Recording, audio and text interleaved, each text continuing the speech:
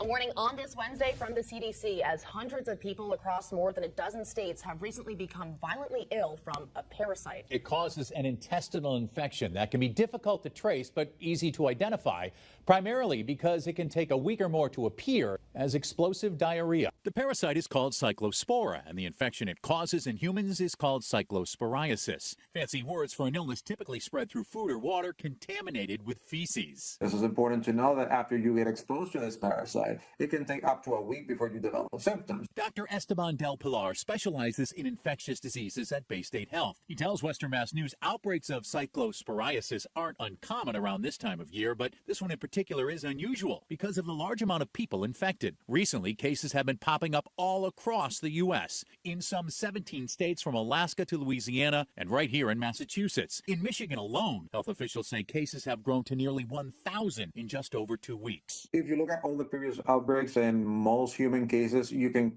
almost all of them track them back to some sort of produce, leafy greens, mixed salads. So far, there's been no identified source for the parasite this time around. Still, identifying whether or not you're infected may not be that difficult, mostly because unlike bacterial food poisoning, if left untreated, this illness can last for weeks with symptoms coming and going, including abdominal cramping, nausea, bloating, headache, loss of appetite, a possible fever, and the main one, explosive diarrhea. There is approved treatment for it. We can give you an antibiotic and it'll make your symptoms go away quite quickly.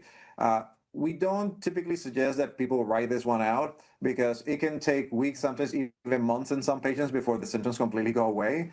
And I've never met someone that wants to be dealing with upset stomach and diarrhea for months at a time.